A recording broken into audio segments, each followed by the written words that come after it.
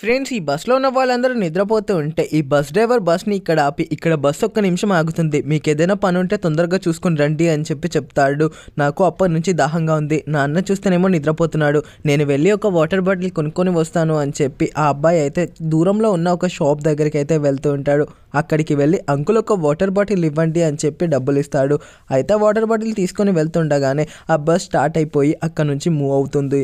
ఆ అబ్బాయి అది చూసి బస్ ఆపండి అని చెప్పి వెనకాలే పరిగెడుతూ ఉంటాడు. ఆ అబ్బాయిని ఆ బస్ డ్రైవర్ అంతగా గమనించి ఉంటాడు. ఇతను నిద్ర లేచి చూసి మా అబ్బాయి ఎక్కడ డ్రైవర్, బస్ ఆపండి అంటే, ఏంటి మీ అబ్బాయా, ఇప్పటిదాకా నేను ఒక డాబా దగ్గర ఆపాను, మీ అబ్బాయి అక్కడ దిగుంటాడు, అక్కడే ఉన్నాడేమో అంటే, ఏంటి అయితే బస్ని వెనక్కి తిప్పండి అంటే, ఇప్పటికే మనం 80 కిలోమీటర్లు వచ్చాం, ఇప్పుడు నేను బస్ని ఎలా వెనక్కి తిప్పను, ముందుకే వెళ్ళాలి అంటే మేమందరం ముందుకు వెళ్ళాలి, కావాలంటే నువ్వే ఇక్కడ దిగి వేరే బస్ ఎక్కి వెనక్కి వెళ్ళు అని అందరూ అంటూ ఉంటారు. నాన్నేంటి నన్ను వెతుక్కుంటూ ఇంకా రాలేదు, నాకు భయం వేస్తుంది అని ఆ అబ్బాయి వాటర్ని తాగబోతూ ఉంటే అప్పుడే కుక్క పిల్లలు రావడంతో ఆ అబ్బాయి వాటర్ని తాగకుండా అక్కడే వదిలేసి పారిపోయి ఇక్కడికి వచ్చి దాక్కొని అక్కడే నిద్రపోతాడు. వాళ్ళ నాన్న వేరే బస్ని తీసుకొని అక్కడికి వచ్చి అడిగితే, మధ్యాహ్నం ఒక అబ్బాయిని చూశాను, ఆ అబ్బాయి బాగా ఏడుస్తూ కనిపించాడు అంటే వాళ్ళ నాన్నకి ఇంకా టెన్షన్ పెరుగుతుంది. వాళ్ళ అబ్బాయిని వెతుక్కుంటూ వెళ్తూ ఉంటే అప్పుడే వాళ్ళ అబ్బాయి ఒక కిడ్నాపర్కి దొరుకుతాడు. అతను డీల్ మాట్లాడుతున్నప్పుడు అక్కడ వాళ్ళ నాన్న ఒక పోస్టర్ వేయించడం చూస్తాడు. పోలీస్ వాళ్ళతో చెప్తుంటాడు, మా అబ్బాయి తప్ప నాకు ఈ భూమి పైన ఎవరూ లేరు, వాడిని ఎలాగైనా చీకటి పడే లోపు మనం దొరకబట్టాలి సార్ అని చెప్తుంటే, చూసారు కదా ఈ పోస్టర్స్ ఉన్నాయి,